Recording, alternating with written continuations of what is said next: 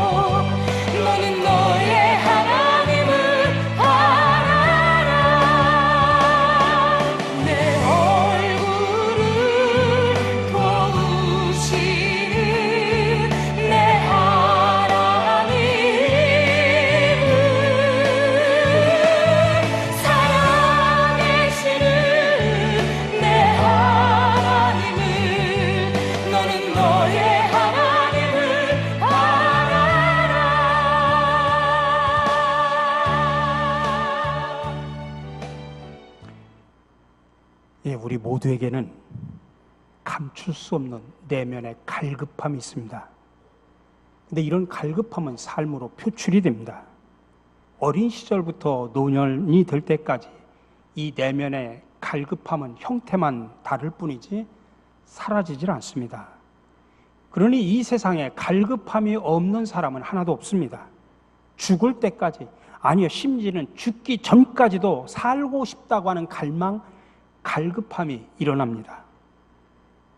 그런 이야기가 있죠. 남자들은 파란색을 좋아하고 여자들은 빨간색을 좋아한다. 거기에 이유가 있다고 합니다. 가설인데 수렵 및 채집 경제 시절에 남자들에게는 파란 하늘이 사냥하기 좋은 날씨를 뜻했고 여자들에게는 붉게 익은 과일을 찾아야만 했습니다. 이런 사정 때문에 남자는 파랑, 여자는 빨강에 민감하도록 시각이 발달해 왔다고 하는 것입니다. 하지만 이런 학설이 최근에는 바뀌었다고 합니다.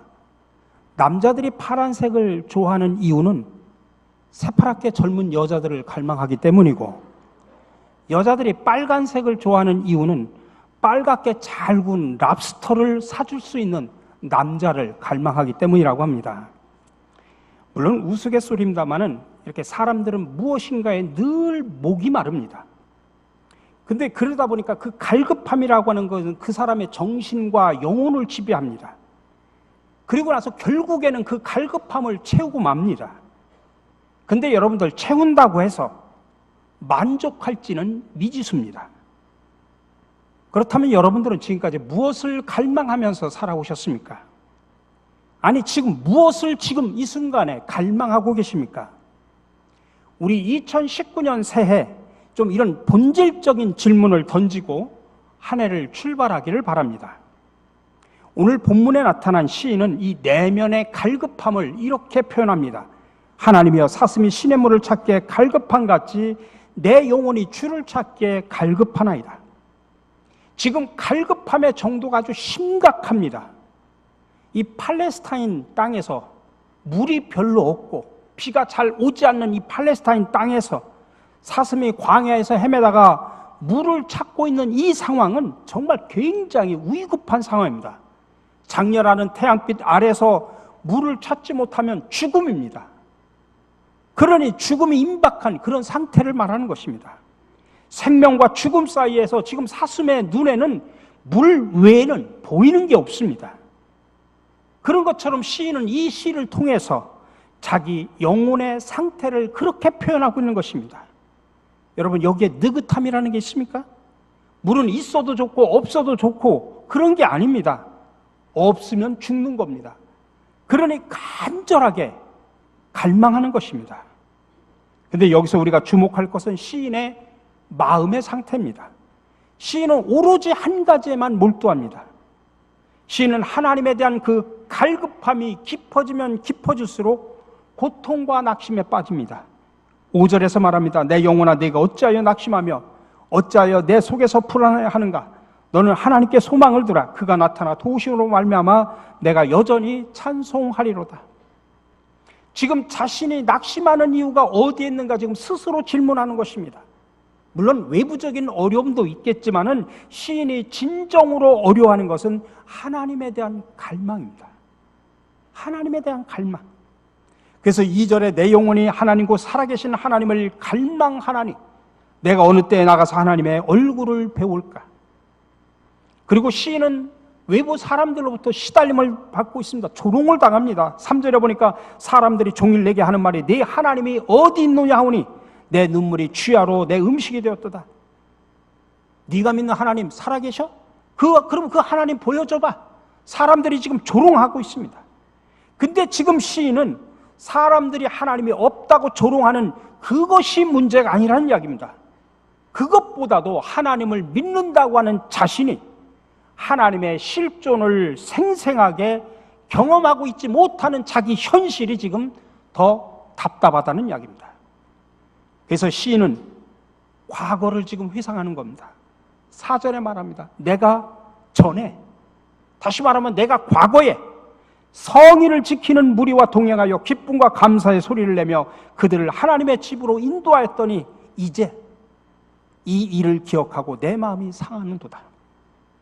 다시 말하면 이 시인은 한때는 열심히 예배를 드렸고 한때는 기쁨으로 신앙생활을 했습니다. 즐겁게 헌신하고 사역을 했습니다.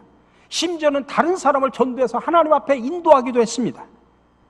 그 누구보다도 하나님을 경험했던 과거였지만 그냥 지금은 그게 추억으로만 남았다는 이야기입니다. 여러분, 신앙이라고 하는 것은 과거가 아닙니다.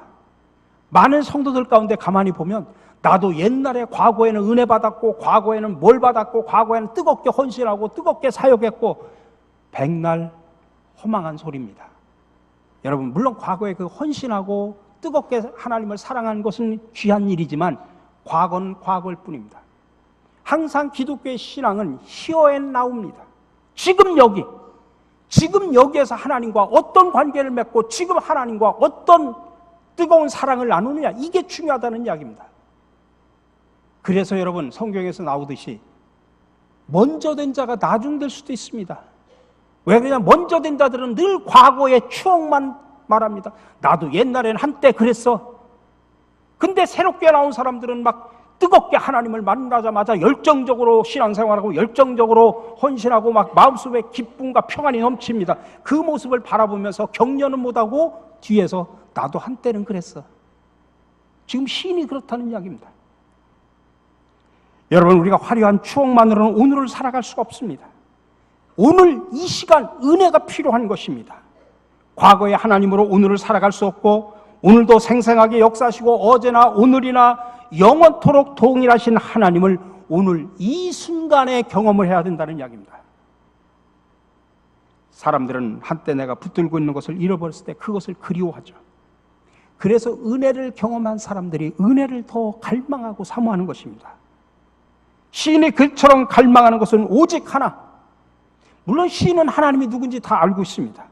그가 경험한 하나님은 관념적이고 철학적이고 사상적인 그런 하나님이 아니라 구체적으로 생생하게 살아계신 하나님입니다. 그래서 2절에서도 내 영혼이 살아계신 하나님을 갈망한다고 말하고 있습니다. 근데 여러분, 시인뿐만 아니라 오늘 저와 여러분들의 치명적인 약점이 뭔지 아십니까? 하나님을 갈망하는 그 간절함, 그것이 점점 식어져 가고 있다는 것입니다. 여러분, 하나님을 섬기지 않는 사람, 그리스도인이 어디 있습니까? 하나님을 사랑하지 않는 그리스도인이 어디 있습니까? 근데 문제는 하나님에 대한 그 간절함, 그 갈급함이 갈수록 식어져 가고 있다는 것입니다. 여러분 다 예배 드리지 않습니까? 예배 드리지 않는 그리스도인이 어디 있습니까? 근데 이 예배를 통해서 여러분 살아계신 하나님을 내가 만나리라, 이 예배를 통해서 내가 하나님을 대면하리라, 이 예배를 통해서 오늘 살아계신 하나님을 통해 내가 은혜를 받으리라, 이런 여러분 갈망을 가지고 이 자리에 앉아 있느냐, 이 말씀입니다. 요한계시록에 보면 라우디게 교회를 향한 하나님의 책망은 그들이 하나님을 믿지 않는 것에 대해서 책망한 것이 아닙니다. 하나님을 믿긴 믿는데 미지근한 신앙을 가지고 믿었다는 이야기입니다. 그래서 그들에 대한 주님의 준엄한 심판이 뭡니까? 토하여 내치리라. 그러므로 이 시간 여러분, 나의 현재 영적인 상태를 점검해 봐야 됩니다. 나에게도 이런 영적인 갈망이 없다면, 갈급함이 없다면 여러분 하나님과의 관계가 심각한 문제가 있는 것입니다. 그래서 2019년 우리 교회 표어가 기본에 충실한 교회가 되자는 이야기입니다. 다시 말하면 기본으로 돌아가자는 이야기입니다. 이걸 라틴어로 아드 폰테스라고 표현합니다. Go to the back. Go back to the basic. 이 말은 하나님이여 사슴이 시냇물을 찾기에 갈급한 같이 내 영혼이 주를 찾기에 갈급하나이다라고 말할 때 바로 이 시냇물을 찾기에라고 하는 이 말이 바로 라틴어로 아드 폰테스란 말입니다. 시냇물이라고 번역된 말은 라틴어로 폰테스 아쿠아룸이라고 표현합니다. 물의 근원을 향하여라고 하는 말이 아드 폰테스라는 뜻입니다. 이 말은 결국엔 새로운 역사라고 하는 것은 일이 시작된 어떤 중간에서가 아니라 처음부터 다시 돌아가서 시작을 해야 된다, 이 말씀입니다. 근데 문제는 우리가 그 처음, 그 첫 신앙을 잃어버린 데 문제가 있다는 이야기입니다. 그래서 하나님에 대한 갈급함이 갈수록 점점 약해지고 있습니다. 그리고 신앙의 본질에서 점점 멀어져 가고 있습니다. 그래서 이제 다시 한번 처음 가졌던 그 하나님에 대한 갈급함을 회복하고자 기본에 충실한 교회, 기본에 충실한 성도가 되자고 강조하는 것입니다. 올해로 우리 교회는 창립 89주년이고 내년에는 교회 창립 90주년을 맞이합니다. 이런 때 무엇보다도 중요한 것은 우리 교회가 역사만을 자랑하는 것이 중요한 것이 아니라 우리 성도와 교회가 본질에 더 충실하여 맡겨진 사명을 감당해야 됩니다. 여러분, 교회는 프로그램으로 움직여지는 게 아닙니다. 교회는 본질에 충실해야 됩니다. 본질을 가지고 승부를 해야 됩니다. 그래서 금년표를 정한 이유가 바로 여기에 있는 것입니다. 그렇다면 이 하나님에 대한 영적인 갈급함을 우리가 어떻게 회복할 수 있을까? 세 가지를 말씀을 드리려고 합니다. 첫 번째로는 예배에 성공하셔야 됩니다. 오늘 2절에서 말합니다. 내가 어느 때에 나가서 하나님의 얼굴을 배울까? 지금 시인은 자신이 영혼이 갈급할 때 어떻게 해결해야 되는지를 알고 있습니다. 하나님의 얼굴을 배워야 된다고 하는 것입니다. 원어에는 이 말을 하나님과 대면하다라고 그렇게 표현하고 있습니다. 원래 이 시인은 레위 자손입니다. 근데 그는 레위 자손으로서 예루살렘 성전에서 일하는 것이 아니라 지금 멀리 떠나가 있습니다. 그래서 예배를 참석해가지고 찬양과 경배를 드리지 못하는 상황에 지금 놓여 있습니다. 그래서 하나님을 만나는 것을 지금 학수고대를 하고 있는 겁니다. 다시 말하면 예배를 기다리고 있다, 이 말씀입니다. 여러분, 예배라고 하는 게 뭡니까? 바로 하나님을 만나는 것입니다. 출애굽기 25장 22절에 보니까 거기라는 말이 어디냐면은 출애굽에서 나오는 성막을 말합니다. 교회, 예배당, 성막입니다. 거기서 내가 너와 만나고라고 표현하고 있습니다. 성막은, 교회는 하나님을 만나는 장소입니다. 오늘 여러분들 이 자리에 어떤 집사님 얼굴 보러 나오셨습니까? 아니지 않습니까? 오늘 이 자리에 나온 것은 예배를 통해서 하나님을 만나고자 나온 거 아닙니까? 하나님을 만나서 영광을 돌리고 하나님으로부터 은혜와 능력과 권능을 받는 거, 이게 바로 예배입니다.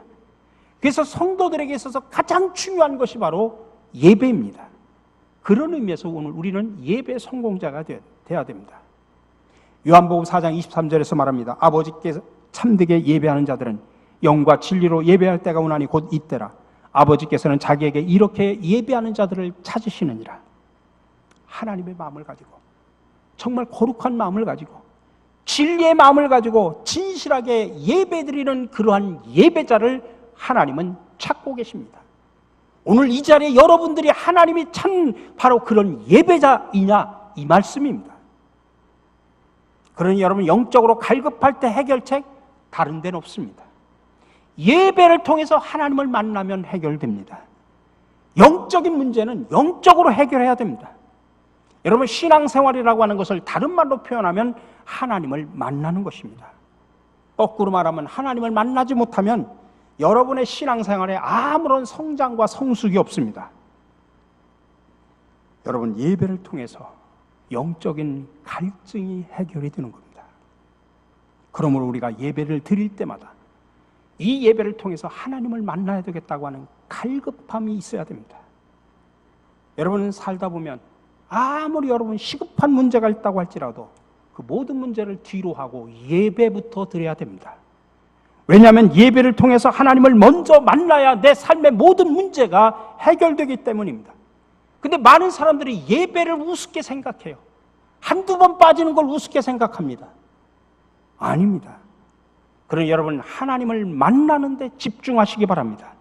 그러니 우리 모두가 이 시간 2019년을 출발하면서 결단하시기 바랍니다. 함께 따라서 합시다. 예배에 집중하리라. 새해에는 하나님을 만나리라.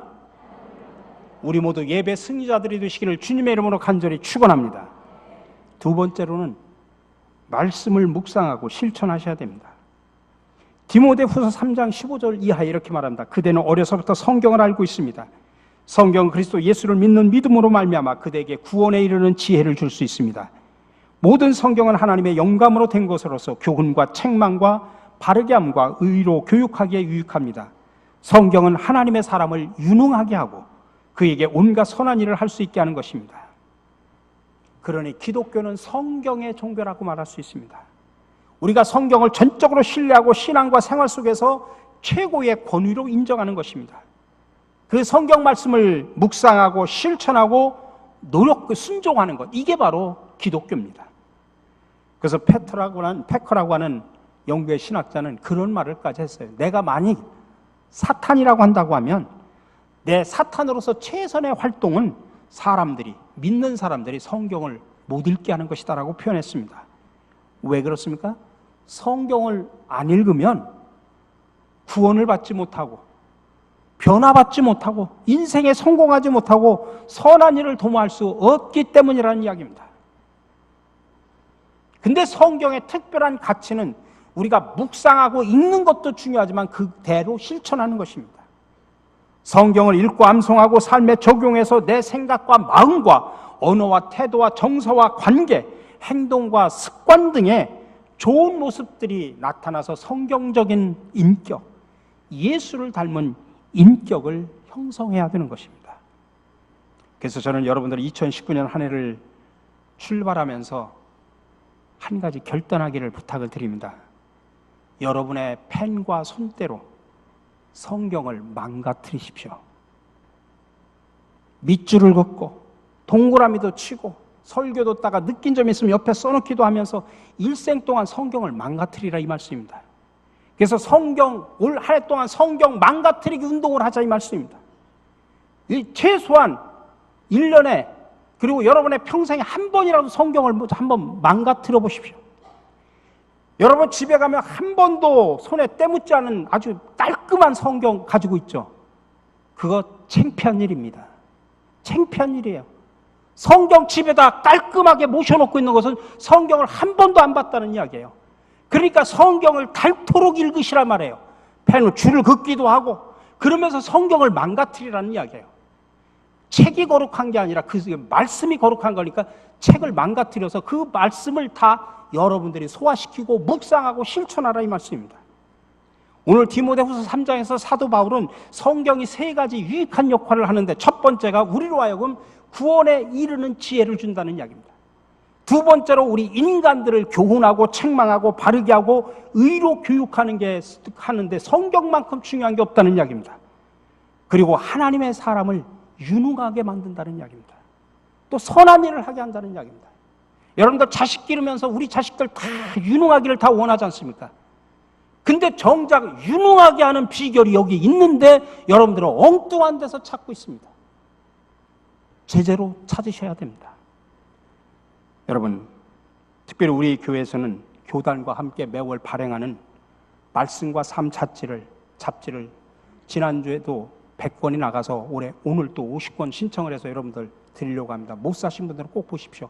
말씀과 삶에서 매일 그것을 하루에 한 장씩 묵상을 하십시오. 오늘도 모자라면 저희가 또 다음 주에 또 여러분들 또 신청해가지고 나눠드릴 겁니다. 저는 우리 교인 모두가 말씀과 삶 잡지를 통해서 늘 말씀과 함께하기를 간절히 바랍니다. 마지막 세 번째로 우리의 영적인 갈급함을 해결할 수 있는 방법은 기도하셔야 됩니다. 오늘 8절에 보니까 낮에는 여호와께서 그의 인자하심을 베푸시고 밤에는 그의 찬송이 내게 있어 생명의 하나님께 기도하리로다. 하나님은 낮과 밤에 인자로우시기 때문에 은혜를 베푸신다. 하나님은 밤낮을 차별하지 않으신다. 그 하나님께 기도해서 영적인 갈급함을 해결하겠다. 생명의 하나님께 기도하면 모든 문제를 해결해 주시겠다고 하는 그러한 고백입니다. 여러분 성경을 보십시오. 성경에 보면 하나님은 늘 기도하는 사람들이 어떤 위험에 처했든지 하나님께서 다 건져주셨습니다. 죽을 병에 걸린 히스기야도 하나님께 기도했을 때 생명을 연장시켜 주셨고 질병을 고쳐주셨습니다. 수많은 외세 침략에도 하나님께서 막아주셨고 다니엘과 세 친구들은 사자굴과 풀무불 속에 들어갔어도 건짐을 받았다 이 말씀입니다. 이유가 뭡니까? 딱 하나입니다. 기도라는 것입니다. 그래서 빌립보서 4장 6절 7절에 보니까 아무것도 염려하지 말고 오직 모든 일에 기도와 간구로 너희 구할 것을 하나님께 아리라는 이야기입니다. 감사함으로. 하나님은 기도하는 사람들의 생각을 지켜주십니다. 기도하는 사람들에게 새로운 힘을 넣어주십니다. 그래서 영적인 갈급함을 해결시켜 주십니다. 얼마나 감사한 일입니까? 여러분 성경을 보십시오. 쉬지 말고 찬송하라, 쉬지 말고 설교하라 이런 말은 없습니다. 근데 쉬지 말고 기도하라는 말씀이 있습니다. 왜요? 기도를 쉬면 죽기 때문에 그렇습니다. 왜 그러냐? 기도는 영적인 호흡이기 때문입니다. 기도는 생명줄이기 때문에 그렇습니다. 기도는 모든 것을 공급받는 탯줄이기 때문에 기도를 쉬면 죽는다. 그래서 항상 기도하라 말하는 것입니다. 여러분 주님은 제자들을 불러놓고 설교하는 법 가르쳐주지 않았습니다. 근데 기도하는 법은 누누이 가르쳐줬습니다. 주기도문을 통해서 또 여러 가지 비유를 통해서 기도하는 방법은 여러 가지로 가르쳐 주셨습니다. 여러분의 상황이 어떻게 되었든 상관없이 영적인 갈급함으로 어쩔 수 없을 때 그 자리에서 무릎을 꿇으시기 바랍니다. 하나님께 기도하시기 바랍니다. 특별히 오늘 또 우리 사역자들을 임명하지만은 여러분들 사역 내 힘으로, 내 능력으로, 내 지혜로, 내 경험으로 사역하시면 여러분들 얼마 못 가서 무너집니다. 실족합니다. 마음에 상처받습니다. 근데 여러분들 기도하셔서 성령께서 부어주시는 능력과 지혜를 가지고 일을 하시면 여러분 하나님께서 새 힘을 공급해 주시고 하나님께서 지혜를 열어주시고 때로는 내가 사람 때문에 실족해도 넘어지지 않도록 성령께서 붙잡아 주십니다. 그러니 사역하기 전에 앞서서 여러분 기도하시기 바랍니다. 특별히 우리 교회가 신년이 되면서부터 21일 특별 새벽 기도를 지금 하고 있습니다. 지금 새벽마다 많은 성도들이 와서 지금 부르짖고 있습니다. 여러분 참여하십시오. 왜 권사 집사님들이 왜 참여를 안 하십니까? 왜 교사들이 참여를 안 합니까? 왜 선기매들이 참여를 안 합니까? 세상에 영적으로 가장 교만한 사람이 누군 줄 아십니까? 기도하지 않는 사람입니다. 왜 그런 줄 아십니까? 기도하지 않아도 내 힘으로, 내 능력으로 모든 것을 할 수 있다고 생각하기 때문에 기도하지 않는 겁니다. 그래서 영적으로 가장 교만한 사람이 기도하지 않는 사람이라고 하는 것입니다. 여러분, 이 기도의 물결에, 여러분 기도 운동에 꼭 동참해 주시기 바랍니다. 여러분, 우리가 신앙생활 하다 보면 영적으로 우리가 다 갈급할 때가 있습니다. 하나님과 나와의 관계에서 오는 그 갈급함을 깨닫는 영적인 센스가 있기를 간절히 바랍니다. 올 한 해 동안 여러분, 무엇보다도 내 영혼이 살아야 됩니다. 저 사람이 영혼이 살아야 되고 내 남편의 영혼이 살아가는 것이 아니라 내 영혼이 살아야 됩니다. 그래야 내 영혼이 살아야 설교가 들리고 내 영혼이 살아야 기도가 되고 내 영혼이 살아야 하나님과 통합니다. 여러분, 그래서 2019년 다시 한번 기본으로 돌아가자고 말하는 것입니다. 영적인 갈급함, 하나님을 향한 갈급함을 가지고 예배와 말씀, 기도가 회복이 되어 여러분의 삶이 정말 물된 동산처럼 풍요로운 신앙과 인격으로 성장하고 성숙해가는 귀한 한 해가 되시기를 주님의 이름으로 간절히 축원합니다. 2019년을 새롭게 허락하신 주님, 감사와 찬양과 영광을 드립니다. 올 한 해 동안 우리에게 주시고자 예비하신 하나님의 놀라운 복을 소유하고 누리고 나누는 자들이 되게 하여 주시옵소서. 그러기 위해서는 무엇보다도 우리의 영혼이 항상 주님을 갈망하게 하옵소서. 지금까지 영적인 무감각 속에서 살아왔던 저희들, 미지근한 모습으로 살아왔던 우리들, 이 시간 성령으로 기름 부어 주셔서 치유하시고 회복시켜 주시옵소서. 올 한 해 동안 기본으로 돌아가 예배와 말씀 그리고 기도로 하나님을 뜨겁게 만나게 하시며 항상 하나님과 친밀한 관계를 나누며 살아가게 하옵소서. 우리와 항상 뜨겁게 만나 영원한 친구가 되기를 소망하시는 예수 그리스도 이름으로 기도드립니다.